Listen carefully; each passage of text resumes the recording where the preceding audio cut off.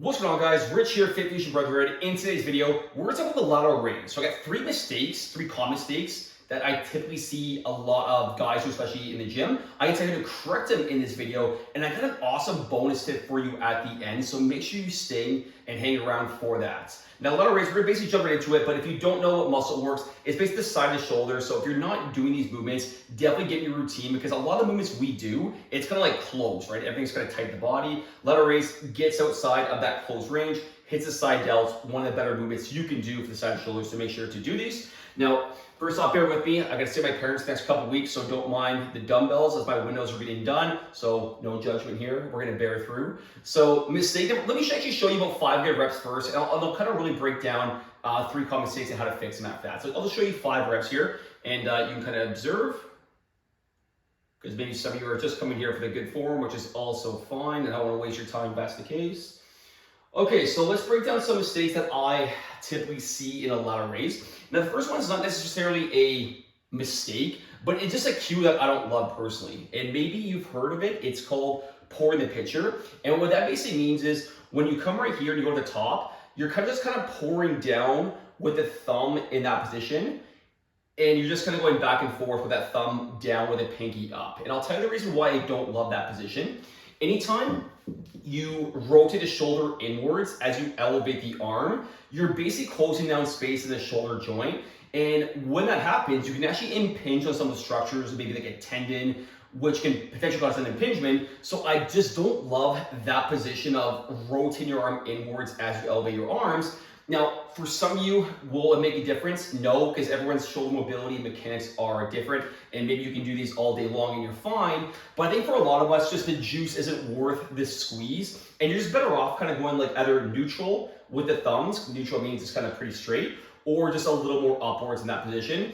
And just by doing that, you create so much more space in the shoulder joint. So if you have like a shoulder injury, make that change if you've been doing that. Or if you don't have a shoulder injury, again, go at your own risk. I wouldn't recommend doing that, but if you like it and there's no shoulder pain, feel free. But I definitely would recommend kind of going more neutral or even slightly upwards this way, just to create that space in the shoulder joints. That's mistake number 1, pouring the pitcher, and the fix is just come a little bit more in this position. Now, mistake number 2, and this one's gonna be more going straight out to the side. So it just kind of looks like this for the lateral raise. It's all just kind of like straight out in that position. And I don't like this, again, for 2 reasons. Number 1, kind of like an injury standpoint. Number 2, a muscle standpoint. Number 1, it's because anytime, again, it kind of goes back to what I just said. Anytime you're like wide, like here, rotating inwards, going back too much, you're just causing a little too much. I shouldn't say you're causing a little too much. You could be potentially causing too much stress on your shoulder, especially if you don't have that shoulder mobility. And basically, once you're just going to impinge on some of those structures. So again, I just think for a lot of people, it's just not worth it to go here.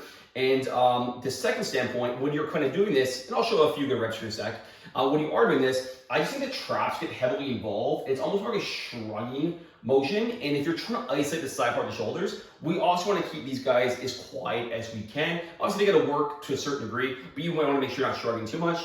So the cue and the fix that I love here is just come a little bit in front of that body right here. So notice here, I'm not out to the side. I'm just coming like honestly 10, 15 degrees inwards, and it actually lines up better with your shoulders as well. Maybe for something called the scapular plane. It's not quite the scapular plane right here, but it's a little bit more in that position, and it's just gonna go better with the shoulder mechanics overall. So that, again, mistake number 2, I wouldn't go too much to the side just for a couple reasons in terms of it can probably get your traps forward in your shoulders. And number 2, if you do have limited shoulder mobility, you're probably just picking the scab and the injury is gonna be waiting to happen. That's mistake number 2.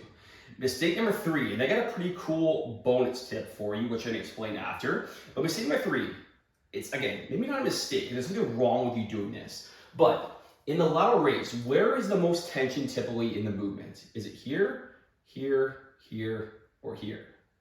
If you guess at the top, you're correct. So a mistake, or again, maybe not necessarily a mistake, but I see a lot of people just kind of really emphasizing not full range motion and not spending enough time at that mid to top position.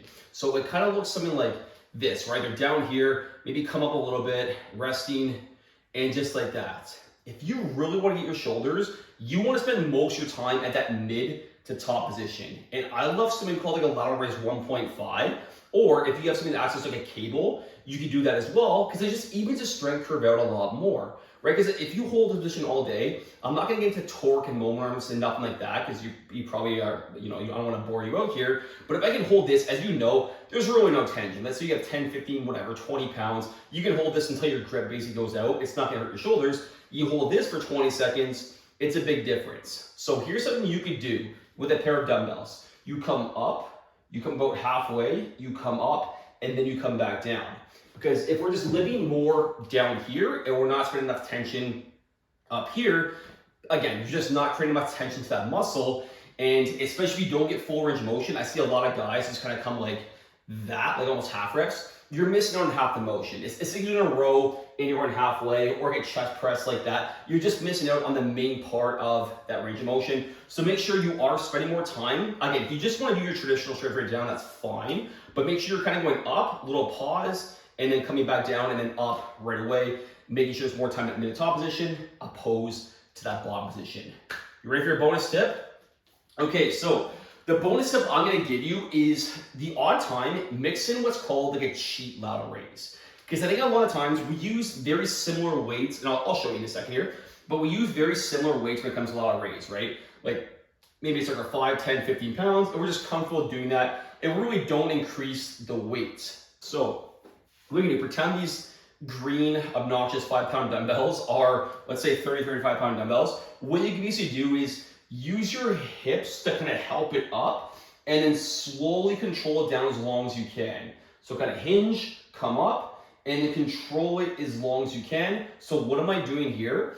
I'm really controlling what's called the negative. And anytime you can get more of that stretch position, generally speaking, I'm not going to get into any nuances here. It's going to be better, and you're actually stronger in that position. So if we can kind of cheat it up, we can take advantage of the strength curve in that strong position by just going a little bit slower and controlling it down. And I guarantee your shoulders will get better results that way. So there's 3 main things I want you to lateral raises. You do your traditional ones for sure. Mix in some kind of like 1.5s or like some cable lateral raises. And then number 3, like I said, go a little bit heavy, do the cheat, and then kind of, slow it down and control it the best you can. So hope you enjoyed this video. I upload, like I said, 1 video each week, and then do another video in terms like, breaking down how to lose belly fat, how to lean muscle, stuff like that. So if you want more information on that, subscribe, and I post at least twice a week, bunch of different shorts as well, so you're not gonna miss out. Thanks for watching, and if you did like it, please give me a thumbs up as well, as that means a lot to my channel. We'll talk soon.